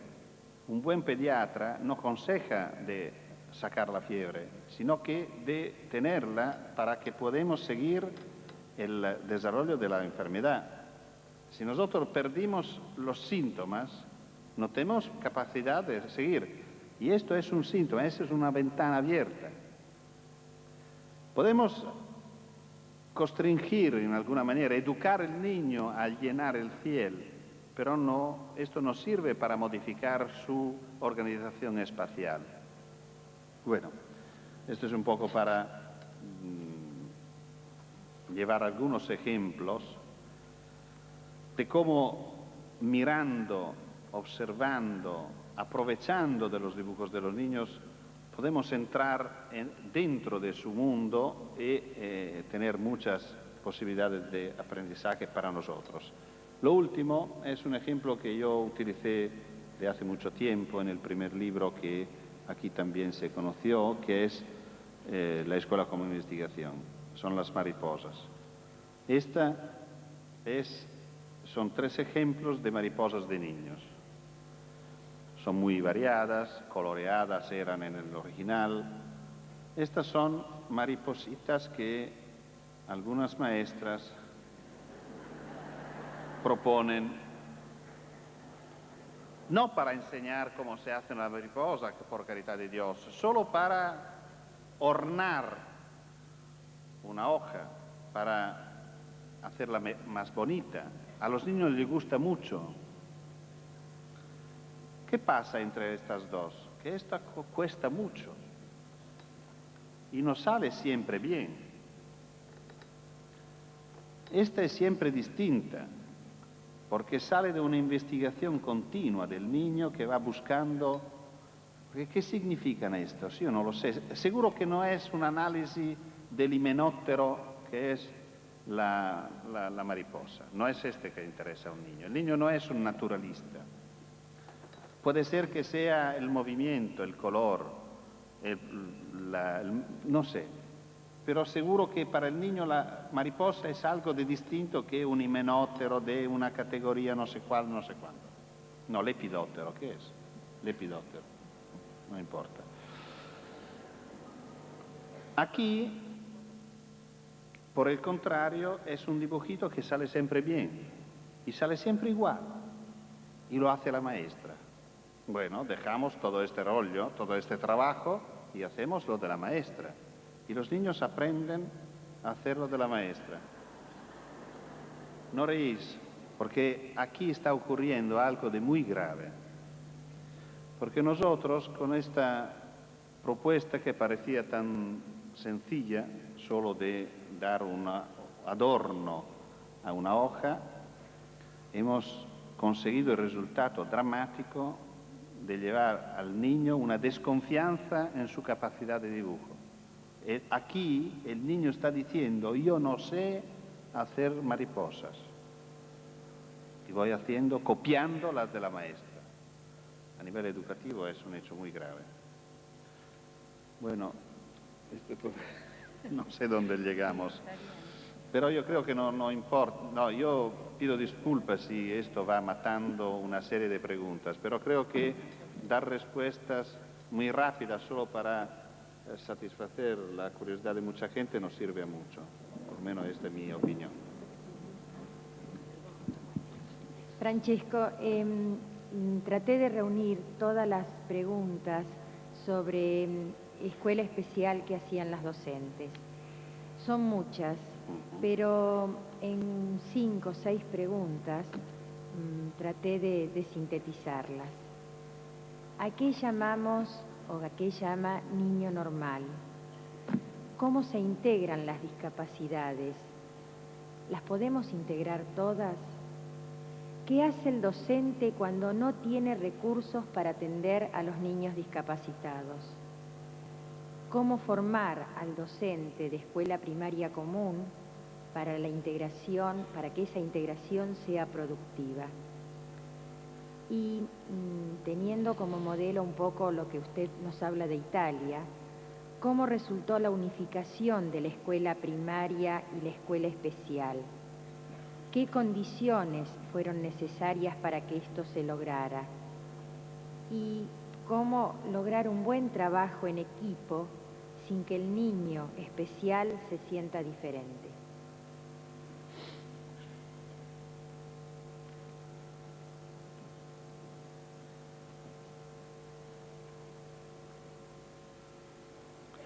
Yo creo que lo último sería la primera. Yo creo que no tenemos remedio para que el niño especial no se sienta diferente, que no exista la escuela especial, porque la única manera es que no sea separado de los otros. Es claro que si está separado de los otros, nunca olvidará de ser distinto. Porque todos los otros van en otro lugar, hacen otras cosas y él está... Lo que está abajo de todo esto es una perversión educativa. Es decir, una persona importante como Sachs, un neuropsiquiatra norteamericano, decía que el niño sordo es igual a los otros, solo que no oye. Me parece una banalidad. Si la pensamos un poco, no es tan banal. Porque significa que el niño sordo sabe hacer y sabe conocer como todos los otros, igual. Solo le falta de oír. La perversión educativa es de enfocar toda la educación sobre la única falta que tiene. ¿No parece que es terrible esto? Se podría trabajar sobre todo lo que sabe hacer, sobre todo lo que es íntegro. O a lo mejor cuando un niño tiene una discapacidad, los sectores íntegros son a veces mejores o más desarrollados de los que llamamos normales. Pero todo el interés, el enfoque de la educación especial es sobre lo que falta. ¿Qué esperamos que un día oye? No es este, es claro. Es claro que el niño especial, o que ahora va a la escuela especial, no se sentirá diferente solo si su integración será de siempre y social, total. Lo que tenemos que ayudar a las familias es de no realizar ninguna forma de separación. Casi sería interesante decir que no se debería llegar a la integración porque no debería existir una separación. ¿Por qué? Porque es esta separación que tiene como motivaciones la vergüenza, el temor, el miedo. Quédate con tu mamá porque los otros no te comprenden, no te respetan. Esta actitud construye cerca, alrededor de las discapacidades de las cuales son responsables las lesiones orgánicas, por ejemplo el oído, construye discapacidades psicológicas que crean un hándicap mucho más grande. El niño que no oye, por ejemplo, aislado, o que vive solo con otros que no oyen, intenta a no mirar en la cara, para el miedo de no entender. Es como esconderse, porque si yo no miro, como no oyo, no tengo necesidad de ponerme el problema de entender o no entender, porque no lo veo. Y esta es una actitud casi autística, es decir, de rechazo de la relación con los otros. Y si nosotros no ayudamos a estos niños a vivir con los otros desde pequeños, de siempre, no impedimos esta construcción de una discapacidad mayor, que es la más grave. Por el contrario, un niño integrado bien es un niño que desarrolla una gran capacidad de comunicación con los otros, una buena aceptación de sus diversidades. ¿Quién es un niño normal? Yo creo que en este sentido no existe un niño normal, porque yo también soy, por ejemplo, igual a los otros, pero sé dibujar bien, por ejemplo. Y cada uno tiene un hándicap, cada uno tiene algo que sabe hacer o no sabe hacer. Por ejemplo, yo no sé tocar en absoluto ningún instrumento musical. Lo siento como una discapacidad. Me da vergüenza, pero he aprendido a convivir con esta diferencia. Me gustaría recuperarla, pero pienso que no será fácil. Y creo que si vamos a analizar bien, cada uno de los alumnos tiene sectores de desarrollo muy grandes y tiene sectores de discapacidad. Y la escuela sería muy interesante que se enfocara en esto, que no sea el lugar donde se trabaja sobre lo que no se sabe hacer, como casi siempre es la evaluación. Evaluación, no sabe hacer, no sabe arrastrar. Bueno, dígame lo que sabe hacer este niño. ¿Es posible que no sabe? No, no sabe arrastrar. Ahora, lo podemos decir distinto. Este niño sabe sumar, multiplicar y dividir. Ya, por ejemplo, por una familia que recibe esta nota, se dice, este niño sabe sumar, multiplicar y dividir. Nada más. Es distinto que decir, este niño no sabe arrastrar, punto. Una evaluación enfocada en lo positivo. Esto significaría una escuela que abre lo más posible los abanicos de las propuestas, el abanico de las propuestas, de los lenguajes, de manera que cada uno pueda buscar lo suyo y expresar lo que sabe hacer.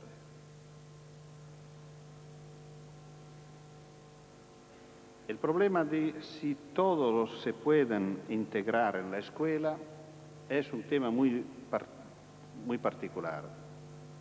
Yo creo que sí. Porque tengo dos convicciones, convencimiento. No convicciones. Convicciones. Uno es que no tengo confianza en el diagnóstico. Yo creo que ninguno, tampoco el mejor médico, puede hacer un diagnóstico confiable cerca de lo que puede desarrollar un niño con problemas, como de un niño normal también, ¿eh?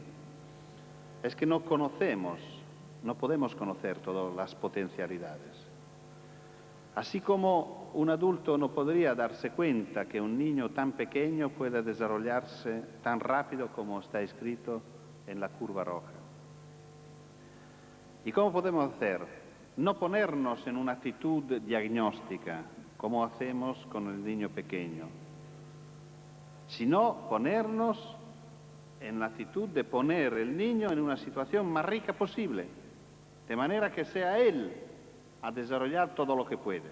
Es exactamente lo mismo que debería ocurrir en educación.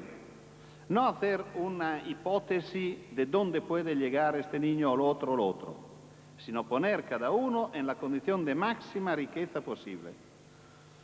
Voy a expresar este concepto con una experiencia, de manera que voy más rápidamente. Es la experiencia de María Inmacolada, una niña de 6 años del sur de Italia, que hace 20 años una maestra aceptó dentro de su clase también si era cuadripléjica. Es decir, era una niña que ninguno sabía si entendía algo, solo se sabía que oía, porque la maestra podía pedir cosas y la niña solo hacía un signo con los ojos. No movía ni un arto, no hablaba. Era un huésped dentro de la clase. Cuando esta niña tenía necesidades, se ponía nerviosa, siempre con los ojos, la maestra hacía un listado de las necesidades. De necesidad de pipí, de beber, de no sé qué, de no sé cuándo. Y la niña daba un signo de ascenso y la maestra comprendía y podía cumplir. Pasó el primer año. Es claro que no se pudo, en primaria esto, 6 años. Es claro que no se ponía el tema de si pasarlo o no pasarlo a la clase después, porque sería muy raro, ¿no? Esto, porque es claro que ya se sabía que esta niña no había posibilidad. Pasó a la clase después y la primera cosa que la maestra notó es que la niña reconocía a los amigos después de los 3 meses de vacaciones y tenía una cara muy contenta. Pasa tiempo, la maestra un día se aleja de la escuela, aleja de la escuela, se va de la escuela para tomar un café. En Italia también se hace. Y no de la escuela, de la clase. Y deja a un niño a la pizarra para escribir, me contaba la maestra, no los malos, sino los buenos. Yo creo que es peor, pero no importa. Vuelve la maestra y María Inmacolata estaba inquieta, nerviosa. La maestra toma su listado, llega hasta el fondo y la niña no da signo de reconocer su necesidad en esto. Y seguía mirando la pizarra.